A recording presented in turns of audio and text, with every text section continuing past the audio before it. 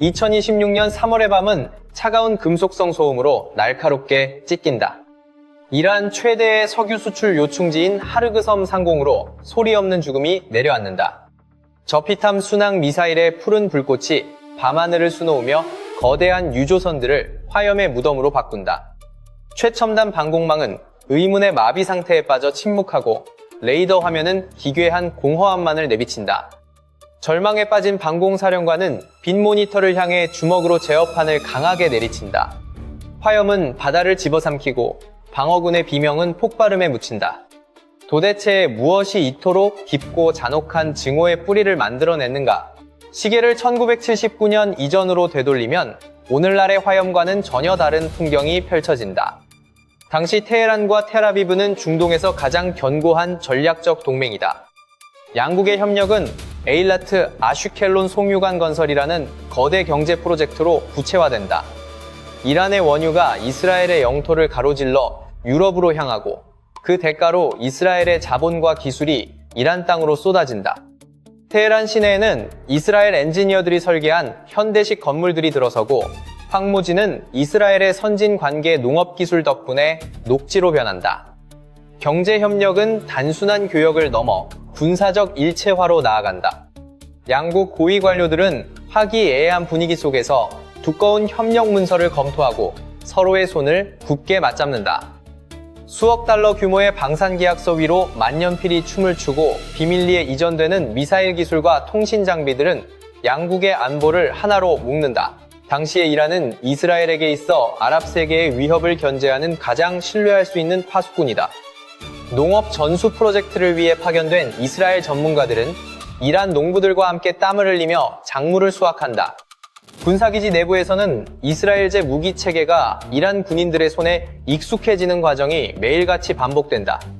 테이블 위에는 양국의 국기가 나란히 놓이고 전략가들은 지도를 펼쳐놓고 중동 전체를 아우르는 공동의 이익을 논의한다.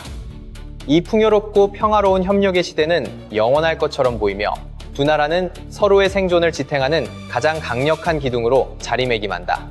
결코 깨지지 않을 것 같던 이 다이아몬드 같은 동맹의 기반 위에서 수많은 산업시설과 인프라가 구축되고 양국의 경제지표는 가파른 상승 곡선을 그린다.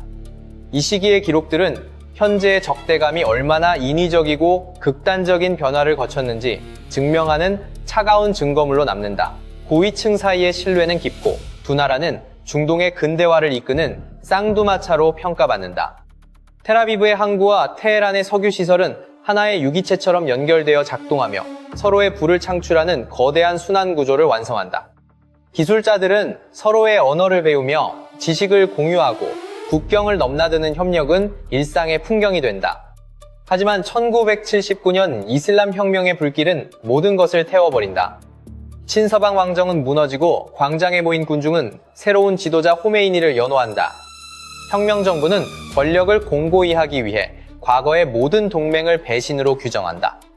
이스라엘은 하루아침에 가장 친밀한 동반자에서 반드시 타도해야 할 작은 사탄으로 전락한다. 광장에서는 이스라엘 국기가 불타오르고 정치 지도자들은 대중을 선동하며 이스라엘에 대한 선멸을 공언한다.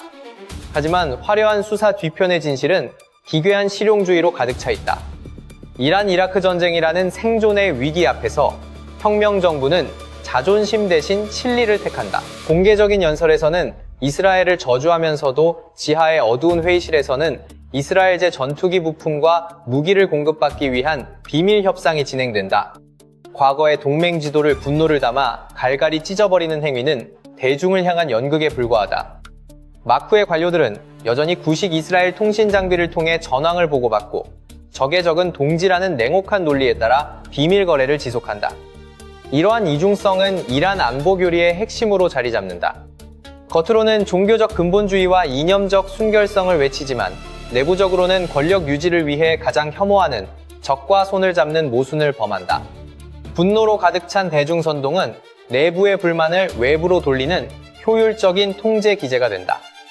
혁명 수비대는 이스라엘 점령지 해방이라는 명분을 내걸고 세력을 확장하지만 정작 그들의 무기고 일부는 과거 이스라엘과의 협력 시절부터 내려온 기술적 토대 위에 구축된다. 회의실 안에서 전략가들은 겉으로는 증오를 표출하면서도 실제로는 이스라엘의 군사적 움직임을 가장 세밀하게 분석하며 대응책을 마련한다. 낡은 조약 서류들이 파쇄기 안에서 먼지가 되어 사라지는 동안 새로운 형태의 그림자 전쟁이 싹을 틔운다. 공개적인 적대 행위는 체제 정당성을 부여하는 종교적 의식이 되고, 비밀스러운 실용주의는 정권의 숨통을 틔워주는 산소 공급 장치가 된다. 이 기괴한 공생과 적대의 역설은 수십 년간 지속되며 중동의 지정학적 지형을 더욱 복잡하고 위험한 수렁으로 밀어넣는다. 냉혹한 계산과 뜨거운 광기가 뒤섞인 이 시기는 이란의 안보 전략이 어떻게 생존이라는 명목하에 뒤틀렸는지를 보여주는 결정적인 증거다. 관료들은 비밀 서류를 가방 깊숙이 숨기며 회의장을 빠져나가고, 광장의 분노는 하늘을 찌른다. 이념의 장막 뒤에서 진행되는 이 위험한 도박은 결국 오늘날의 비극을 잉태하는 씨앗이 된다. 그림자 전쟁은 이제 디지털 공간과 물리학의 경계를 허문다. 2010년 스톡스넷의 등장은 보이지 않는 전쟁의 서막이다. 나탄제 핵시설의 원심 분리기가 알 수 없는 명령에 의해 스스로 파괴되는 광경은 인류 역사상 최초의 디지털 무기 사용으로 기록된다. 이스라엘 정보기관 모사드와 미 중앙정보국은 소리 없는 공격을 주도하며 이란의 핵 야망을 지연시킨다.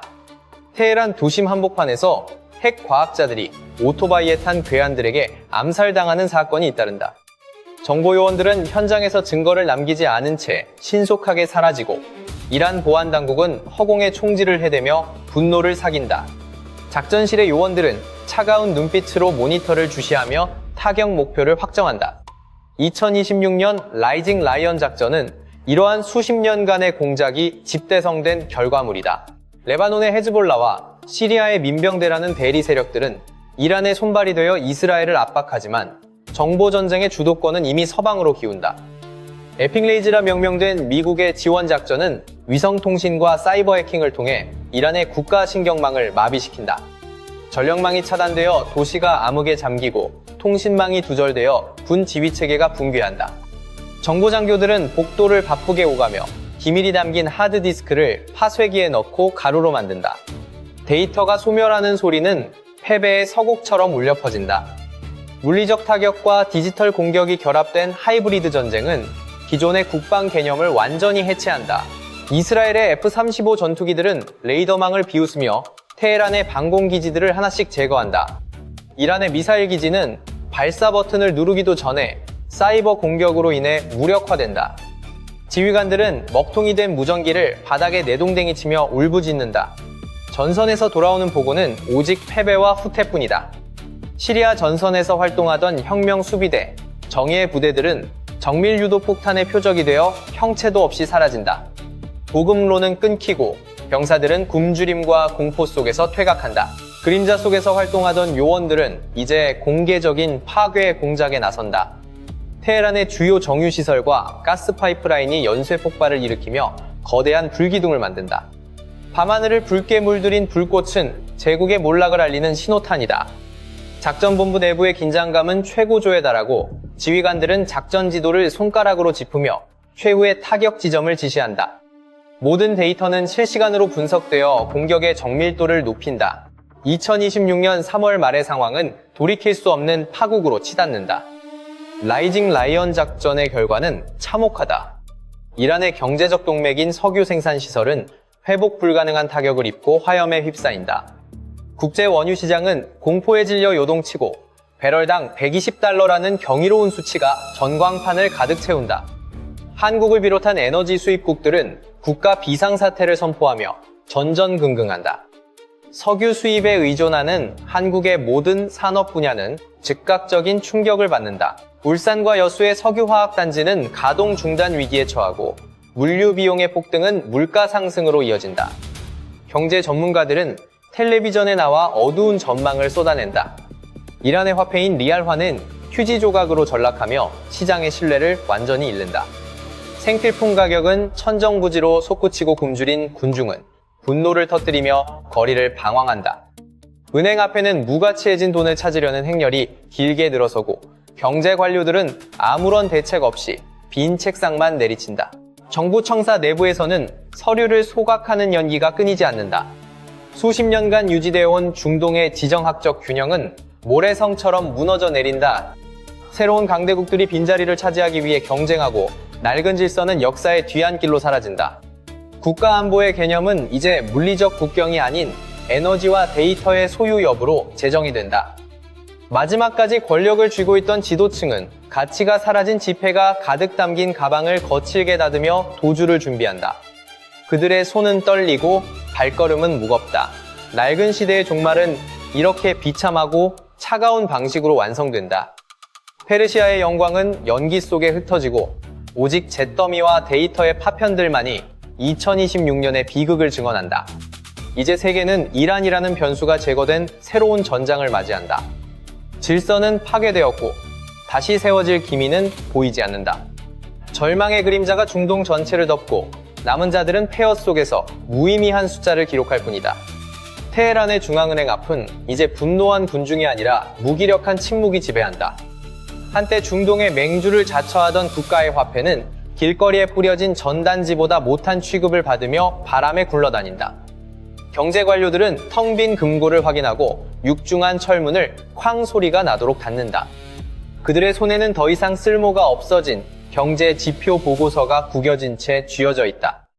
호르무즈 해협은 이제 강철의 공동묘지로 변모한다. 침몰한 유조선들 사이로 검은 기름띠가 길게 번지며 생태적 재앙을 예고한다. 한국의 에너지 안보는 벼랑 끝으로 내몰린다. 전략 비축기후 잔량 수치가 전광판에서 실시간으로 줄어들며 붉은색 경고등이 전멸한다.